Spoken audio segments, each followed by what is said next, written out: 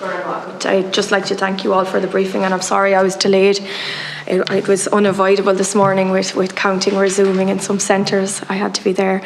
I just wanted to ask if there was any consultation with farming organisations in relation to this programme.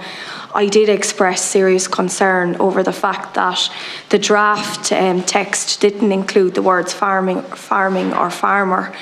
And I'm concerned because I come from a rural county where our economy is heavily reliant on the agricultural sector, and indeed nationally we're still reliant on the agricultural sector, and that's the fact of it. And I would be very concerned that there could be a negative portrayal of agriculture, and the reason I say that is because there are references to agriculture in the context of biodiversity and also agricultural intensification, which would lead me to believe that's a direct aim at dairy farming.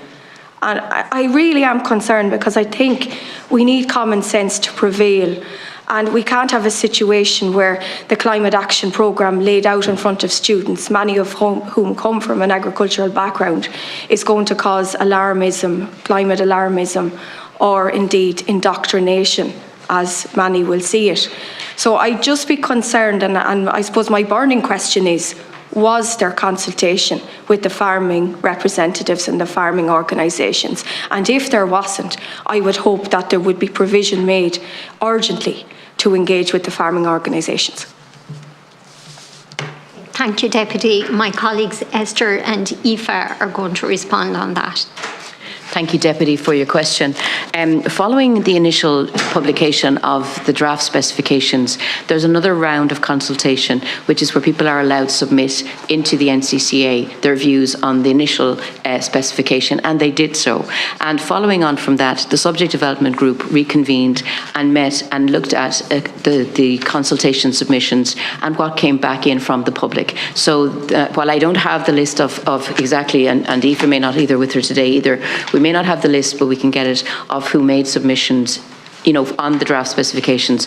Anybody was welcome to do it in the public, including anybody from the agricultural sector. But I can tell you that some amendments were made to the draft specification to highlight the word agriculture. And I can I'm looking at the draft as it stands at the moment today, and I can tell you that in one part of it, there's quite a bit of mention of the agricultural sector. And I'll just give you some examples, if that's okay, just to kind of give you a bit of comfort and reassurance that we are including them, but what we're including them in the sense of just to make the young people aware of. So one of the things that it says there is you're looking at basically what is a just transition for particular sectors in our economy and in the location of and they look at transport, agriculture and residential as just some examples of sectors. So the agricultural sector is highlighted there as a particular sector, and it looks at then things like how the sector impacts in the environment, but also looks at then the challenges for the sector and just agricultural policy and cost demands on the farming sector, increased agricultural production, regenerative agricultural movement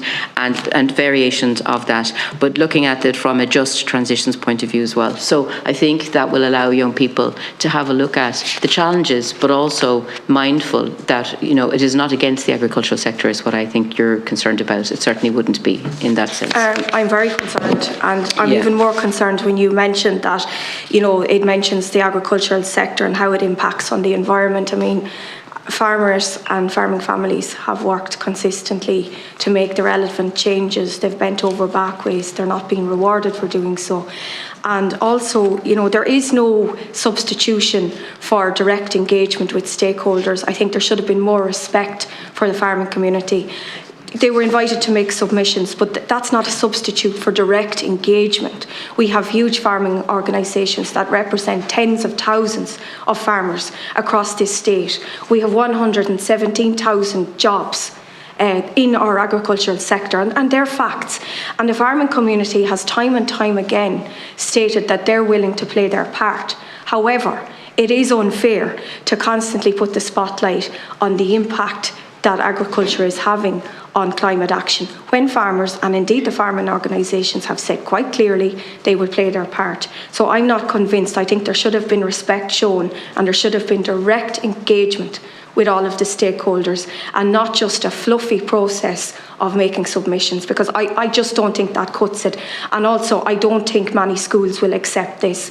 I know for sure that schools in rural areas and parts of this country where everything relies on farming, really. The local economy relies on farming. My own county of Offaly, it's a rural economy.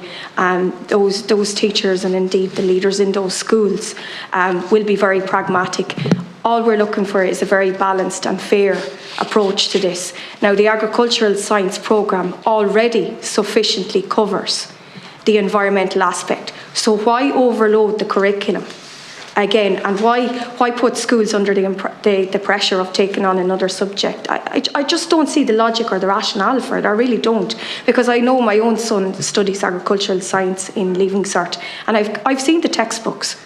They already adequately cover the environmental section. Why put more in there? Is that not indoctrination? Because in my view it is, and I'd be very, very cross as a parent, and indeed if I was still a teacher, I'd be rejecting it outright.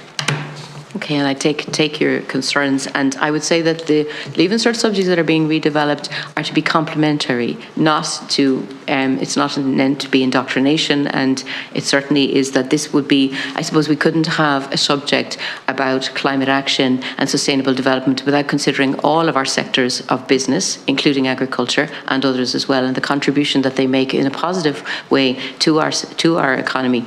So, I mean, we would be challenged and we would be criticised if we didn't include agriculture in there as well. So I think what we're trying to do and achieve with this new subject, though, is to create thinking young people, people who can critically think, people who can evaluate information presented to them in a critical way, but also weigh it up and make sound political and policy decisions for the future, hopefully, if they want to campaign for whatever side they choose to in that sense. So, I mean, we're looking at people trying to see the bigger picture, and we are not against the agriculture sector. And I think I would want to say that very clearly here today, that there is no part of this new subject that is anti the agricultural sector. I do not see that at all through the specification, and I would hope that it would not be the perception that anyone would leave this room with today, because it is not the intention of this new specification.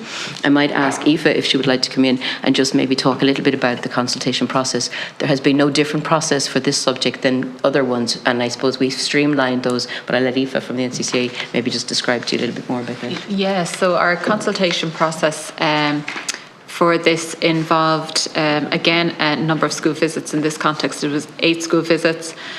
We did invite submissions.